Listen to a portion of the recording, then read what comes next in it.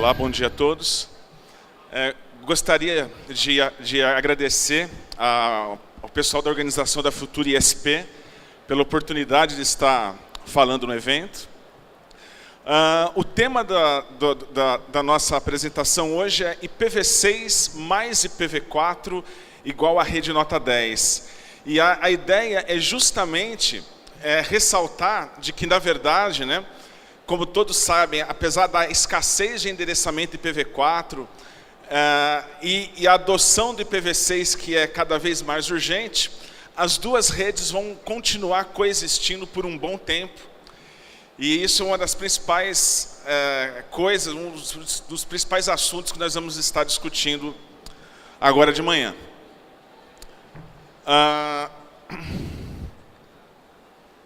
Bom, né? Uma rápida apresentação, né? Não sei, talvez eu olhei no público, algumas pessoas já me conhecem, né? Meu nome é Adilson Florentino. Eu sou instrutor de cursos e consultor de redes já há algum tempo, né? A minha maior experiência com o mercado de provedores é como consultor nos cursos do NIC-BR, né? Nos cursos de IPv6. Nós já estamos aqui há alguns anos, onde lá nós fazemos configuração de equipamentos Cisco, Juniper, MikroTik, são os cursos de IPv6 básico e BGP, boas práticas de BGP. Bom, vamos começar então. Então, a nossa agenda de hoje ali, fazer uma breve introdução à questão do IPv6, né? Falar um pouquinho da questão da escassez do endereçamento, né? Como a grande maioria sabe, os endereços acabaram, né? E aí vamos discutir um pouco das possibilidades que se abrem com essa escassez de endereço, falar um pouco dos serviços do roteamento, falar dos desafios de colocar IPv6 na última milha, incompatibilidade de alguns equipamentos legados. São alguns dos assuntos que nós vamos estar discutindo ali. Próximo. Bom, primeira coisa, né, quando se fala de IPv6, né, tinha separado, as pessoas geralmente pensam assim, pô, mas IPv6 é algo muito difícil, né? Para muitas pessoas parece um bicho de 7 cabeças, né? Eu tinha feito a brincadeira, na verdade é um bicho de 2 elevado a 7, né? São 128 cabeças, são 128 bits. A grande questão, na verdade, é que o IPv6 ele assusta, primeiro pela questão do tamanho e do formato do endereço, né? Afinal de contas, são 128 bits escritos em hexadecimal. Então, eu imagino o pessoal do NOC, né? Alguém fazer atendimento ao cliente, né? Senhor, por favor, poderia me dizer qual é o seu IP? E a pessoa fala, pois não, meu IP aí eu preciso fazer um ping, né? Para conseguir chegar até lá. O meu endereço IP é 2001 0DB8, faca, bola, 0007, CC1E, 0000, 0001. Aí a pessoa fala, senhor, 2000 e quanto, né? Acho que os primeiros 40 minutos do atendimento seriam para conseguir dar conta da exagerância do tamanho do endereço, né? Então a grande questão é que endereçamento V6 não foi feito para ser algo fácil, né? Se você quiser um nome fácil para pingar, seria melhor então usar DNS, né? Então é muito mais fácil pingar micro 1 do que essa exagerância de endereços aí. Então a gente vai desmistificar um pouco essa questão do uso do endereço. Bom, a primeira coisa, né? A questão dos endereços IPv6. Apesar de nós geralmente nos referimos dizendo que é o novo protocolo da internet, a gente sabe que IPv6 não é tão novo assim, né? A RFC que trata de IPv6 é de 98. Portanto, a gente já tem aí bons anos aí, né? Daqui a pouco, quase 20 anos de uso do IPv6. E a grande questão que se coloca, né? Muitas pessoas perguntam, né? Pô, Adilson, mas se está desde 98 disponível e os endereços estão acabando há tanto tempo, por que diabos que o pessoal não implementou V6, né? Por que todo mundo empurrou com a barriga o uso de V6? E a resposta para isso é muito simples, né?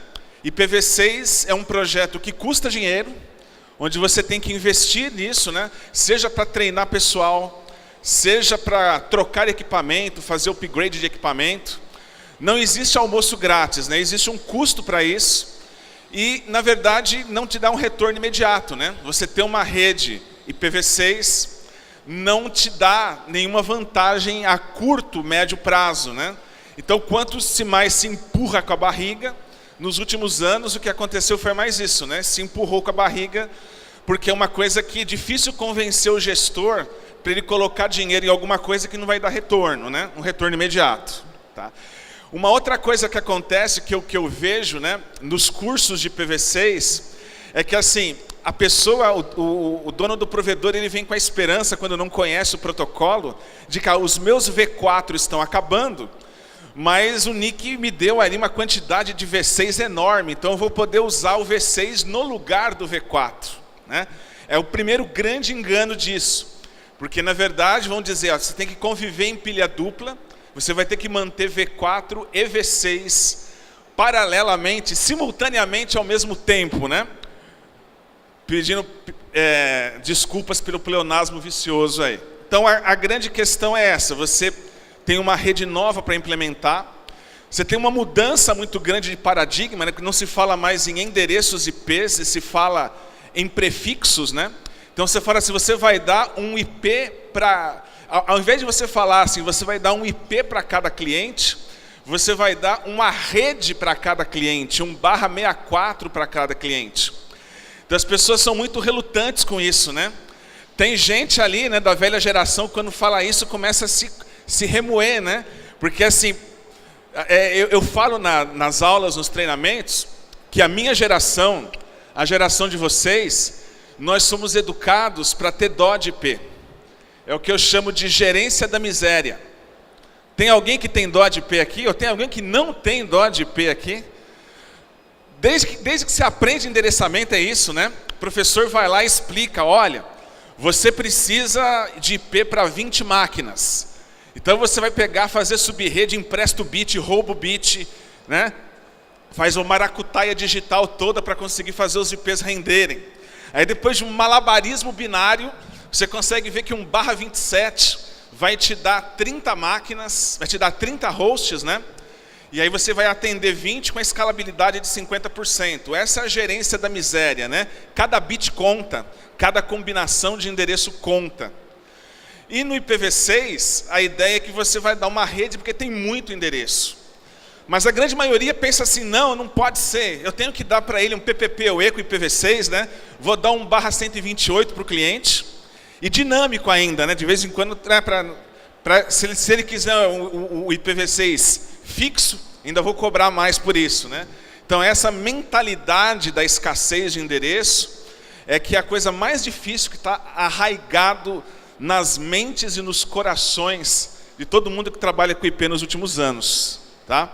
Então a ideia tem que trabalhar com pilha dupla. Assim, até quando vai ficar V4 e V6 junto? Ninguém sabe. E todo mundo que tentou adivinhar para saber quando é que o V6 ia morrer, quando é que o V4 ia morrer, né? Para o V6 começar a andar sozinho. Todo mundo que tentou adivinhar isso errou. Todas as profecias, tá pior que profecia do fim do mundo, né? Eu já vivi, eu já vi umas 4 ou 5 datas marcadas diferentes para o mundo acabar, e nunca acabou. Eu também já vi várias profecias de que o V6 ia ficar sozinho, ia deixar o V4 se aposentar e provavelmente ainda vai ficar alguns anos, pelo menos aí de 5 a 10 anos, as duas coisas trabalhando em paralelo, tá? Então vai ter que trabalhar com pilha dupla, vai ter que fazer V4 e V6 conversar entre si. Eles não foram feitos para conversar entre si. Então tem uma série de gambiarras, né? O americano, ele tem uma maneira bonita de chamar isso, ele chama de workarounds, né? Uma solução de contorno. A gente chama isso de gambiarra, né? É uma maneira de fazer com que o V4 e o V6 consigam conversar, mesmo que eles não tenham sido feitos para isso. Ok? Bom, um breve histórico do que acontece com relação à implementação de IPv6 no mundo, especificamente no Brasil, né? Ao contrário do que muita gente pensa, o IPv6 não anda a passos de tartaruga só no Brasil, tá? Então você tem vários outros locais do mundo, realmente você tem essa resistência a implementar V6. No Brasil, os números que a gente tem aqui são os números que são trazidos aí pelo SixLab, né? A Cisco, ela tem um site onde coleta estatísticas de uso de IPv6, e a gente vai ver que, na verdade, o Brasil não está tão ruim, né? Se você olhar aqui os valores, ó, eu tinha colocado aí 35% dos AS possuem prefixos V6. Na verdade, os números aqui estão bem adiantados, mas o grande problema é que, muitas vezes, os AS recebem o IPv6, mas publicam, né, de repente, na borda, mas não levam até o seu cliente final. Porque os registros, especificamente o NIC, ele tem uma política de que a empresa é uma AS, vai ganhar o V4, ela soa tanto para preencher aquela ficha, para pedir os V4, mas os V6 é muito mais fácil de adquirir, né? Então, muitas vezes, o registro acaba empurrando os V6 até para tentar dar um improvement, né? Para fazer com que a adoção corra, né, a passos mais largos aí. Então, muita empresa, muito AS, recebe o V6, ou guarda ele, nem anuncia, ou então só anuncia e não leva até o cliente final. Outro indicador que nos traz aí números de V6 é o próprio Google, né? No caso do Google, como ele mensura a utilização do lado do usuário final, a gente vê que a adoção é muito menor, né? Apenas 15% dos assinantes, aí, dos usuários de internet acessam alguma coisa via V6, e a maioria são túnel ou alguma outra coisa, não tem IPv6 nativo na sua grande maioria. Então a gente tem muito que caminhar ainda com relação ao V6. Bom, então como eu falei para vocês, né, se vocês pegarem e abrir o Google agora, né, e procurar lá escassez de endereço V4, né, IPv4 acabou, você vai encontrar muitas notícias a respeito, né? A grande questão é o seguinte: IPv4 é um plano de endereçamento que ele é antigo, né? A gente tem mais de 30 anos que se usa IPv4. IPv4 ele foi feito para uma rede acadêmica, né? O antigo projeto ARPANET. Não se imaginava que ele ia ter essa adoção toda, né? O pessoal, os próprios desenvolvedores do projeto nos Estados Unidos falaram que IPv4, na verdade, ele foi um beta que deu muito certo, né? Ficou no ar e não saiu do ar até hoje, né? Porque, na verdade, a internet como a gente conhece hoje, ela só se abriu para o mundo comercial nos anos 90. Então, assim, na segunda metade dos anos 90, propriamente dito aqui no Brasil, né? E aí o que acontece? Rapidamente os endereços se esgotaram, né? E aí foi criada uma série de coisas. Se não fosse a questão do NAT, por exemplo, os endereços já teriam acabado há muito tempo, né? A ideia de você trabalhar com NAT, o DHCP, que fazia uma espécie de rodízio com os endereços, isso deu vida útil, uma vida mais longa ao IPv4, ainda segura até hoje, né? Próximo. Bom, a grande questão é o seguinte: a ideia de que o IPv4 acabou. A gente tem que primeiro entender esses términos de IPv4, né? Se a gente for olhar assim, do ponto de vista da IANA, né, que é a instituição que cuida dos endereços V4 e V6 no mundo, o que ela delimitou? Quando faltassem os últimos 5/8 V4, a IANA ia dar 1/8 para cada escritório regional, né? A IANA mapeou o mundo, loteou o mundo em 5 grandes áreas. Então, ele ia dar o último /8 para cada escritório regional, um para o LACNIC, APNIC, AFRINIC, RIPE. Então, ele ia dar para cada escritório o último /8 e fechou a lojinha, os endereços acabaram. Então, na verdade, isso aconteceu em fevereiro de 2011. Então, se a gente for fazer essa análise, né, o Hipocalipse, né, o final dos endereços IP já ocorreu já em 2011. Mas o que acontece? Cada região ficou com um bloco, né, um restante de IPs para poder delegar para os seus sistemas autônomos locais. Esses endereços estão chegando ao fim, né? Aqui no Brasil, os endereços IPv4 que nós buscamos aqui no NIC-BR, na verdade é o banco de dados compartilhado do LACNIC, que atende toda a região da América Latina e Caribe. E nós entramos no que eles chamam ali de fase 3. O que é a fase 3? Olha, não tem mais IPs, nós temos uma reserva estratégica, né? O pessoal que é de São Paulo vai entender o que a gente fala lá, quando a gente passou por aquela seca danada, né?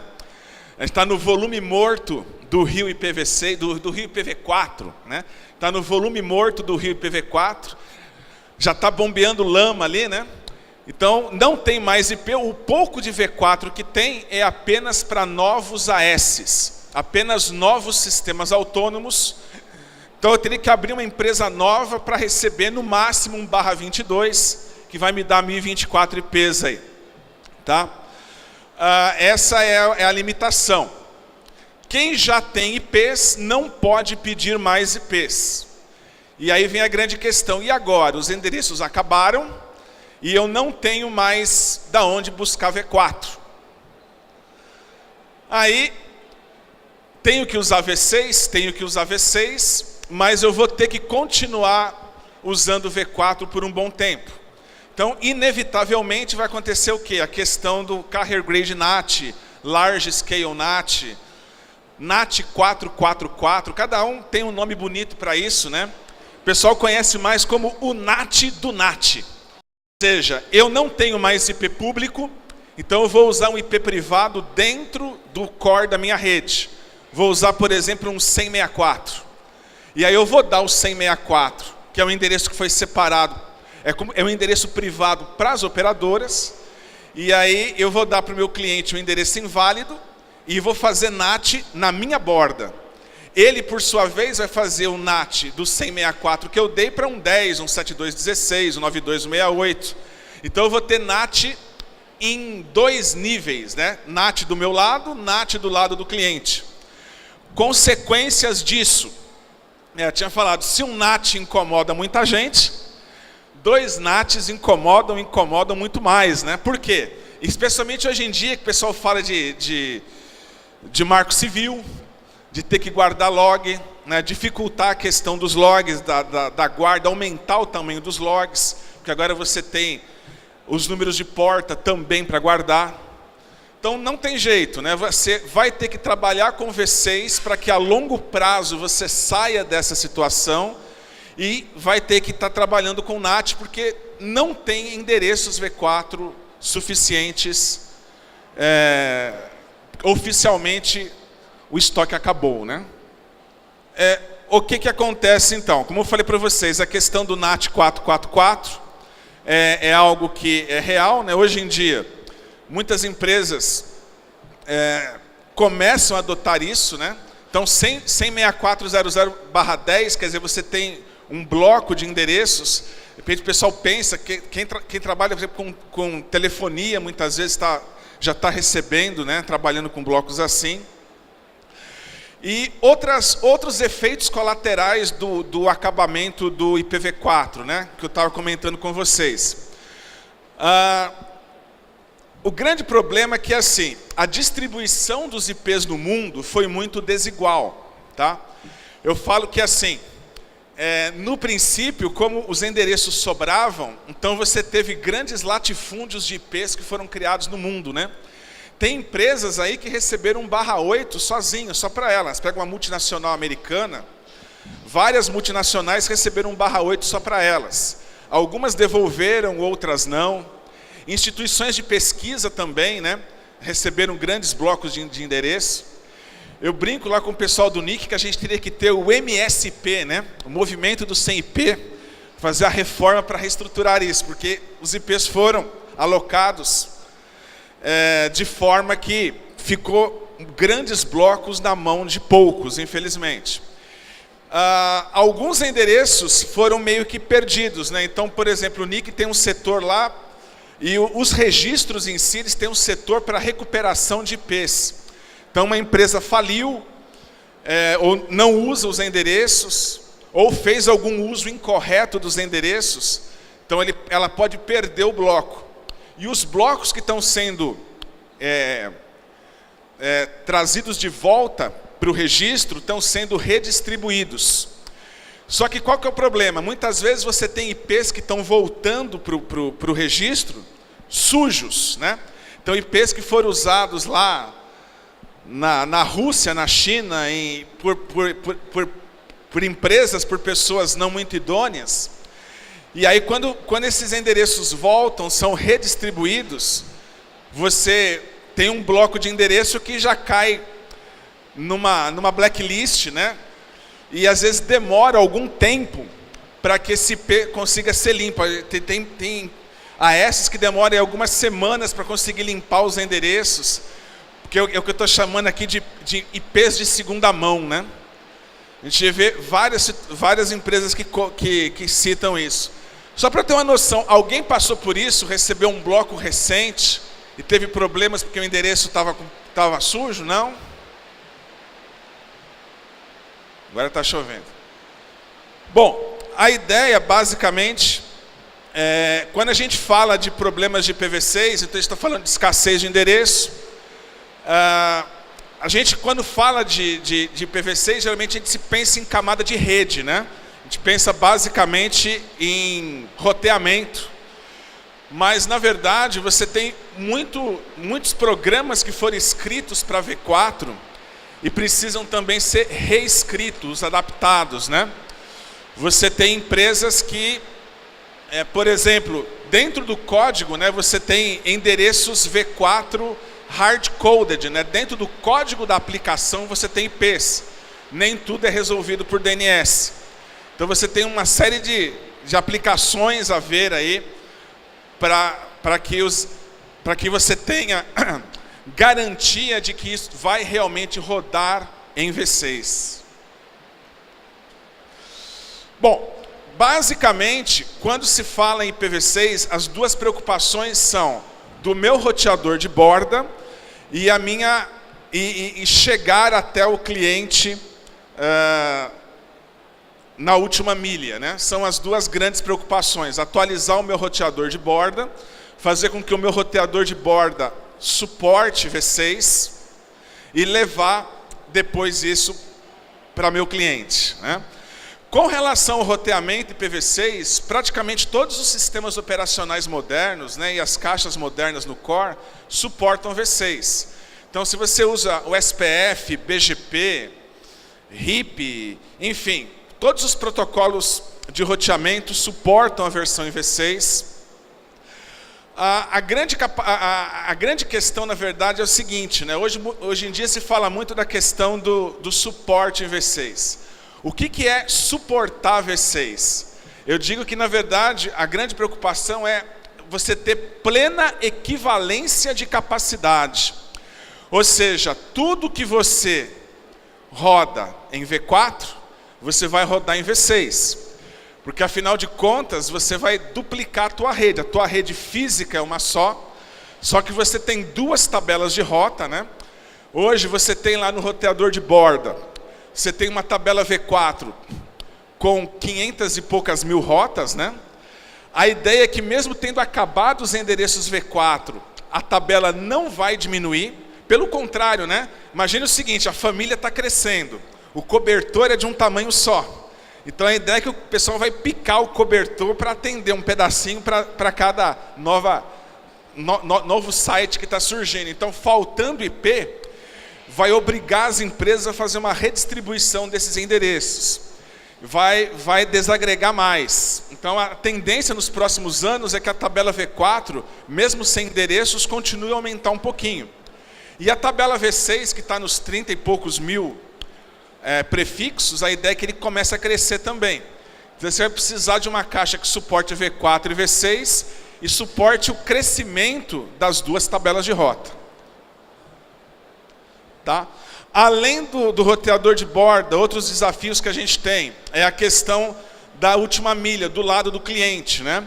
Então, muitas vezes, você pega uma grande operadora, mas acho que acontece também com os pequenos, você tem centenas, milhares de equipamentos do lado do cliente, muitas vezes você não tem gerência da caixa, então você vai ter que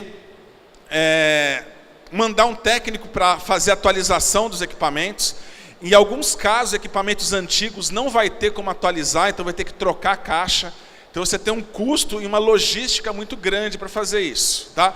Até pouco tempo atrás, muitos fabricantes não suportavam, né? Hoje você tem aí a grande maioria dos fabricantes já suportam.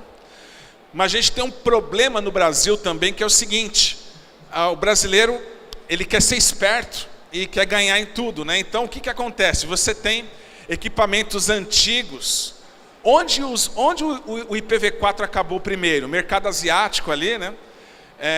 O IPv4 acabou primeiro, então os equipamentos se tornaram mais obsoletos. O que o pessoal está fazendo com os equipamentos antigos? Eu tenho um equipamento que só roda V4 e não tem como atualizar V4. Vou jogar fora? Não, vou vender nos mercados emergentes.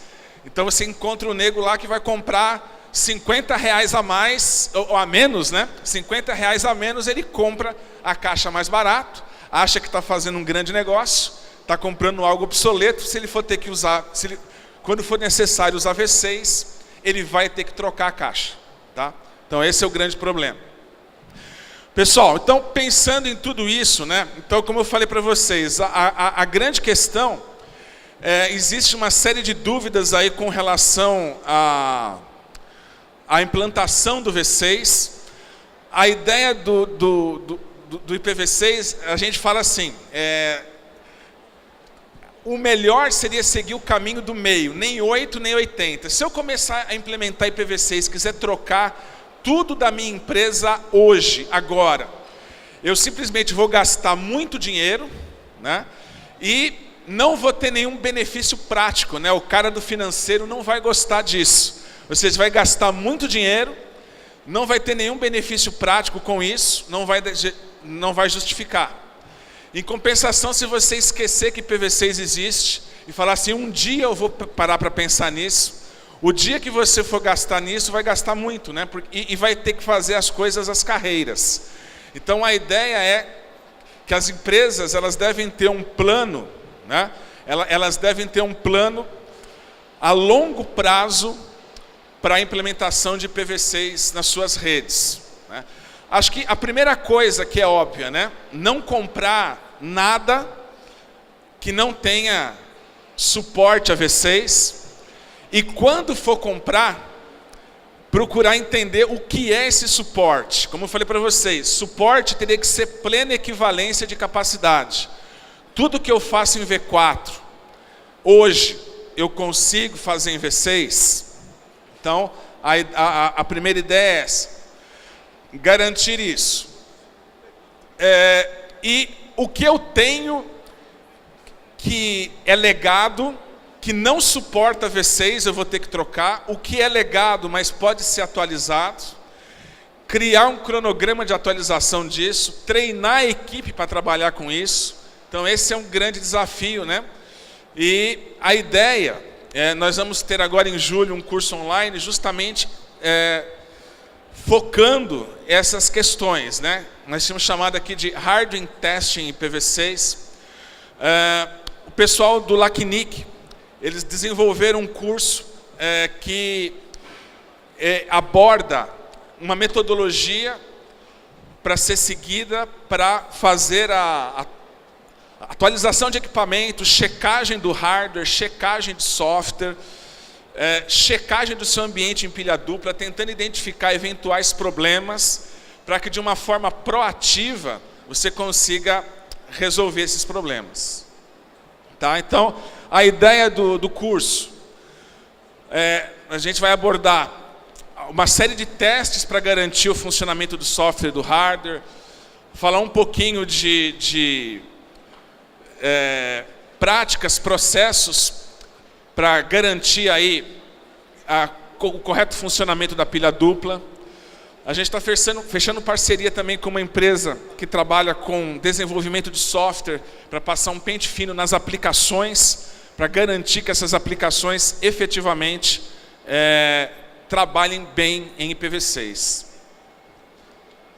Tá, então, eu tenho 5 minutinhos ainda, eu quero deixar um tempinho para abrir para perguntas, né? Então, só antes de abrir para pergunta, deixa eu colocar o jabá no ar, né? Aproveitar. Então, o curso vai ser no dia 15 de julho, é um sábado o dia todo, das 9 às 18. O curso ele é remoto, a gente usa uma plataforma online, então vocês podem acompanhar o curso de qualquer local do Brasil, tá? A gente tem um número limitado de vagas, são apenas 20 vagas nesse projeto piloto, a gente está fazendo um beta do curso, tá? E nós temos aí um presente para o pessoal aqui do evento, né? No próximo. Então, o que acontece? Queria convidar vocês para mandar um e-mail aqui para adilson.aflorentino@iansoft.com.br.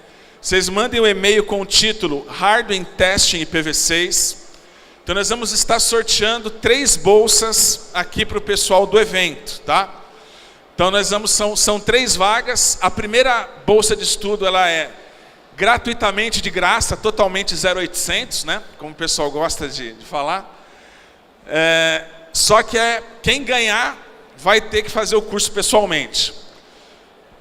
Temos mais 2 bolsas de estudo com desconto de 50%, tá? Essas bolsas, se eventualmente a pessoa não quiser ou não puder, ela pode repassar, tá? Nós vamos estar fazendo o sorteio agora na sexta-feira, no horário do almoço.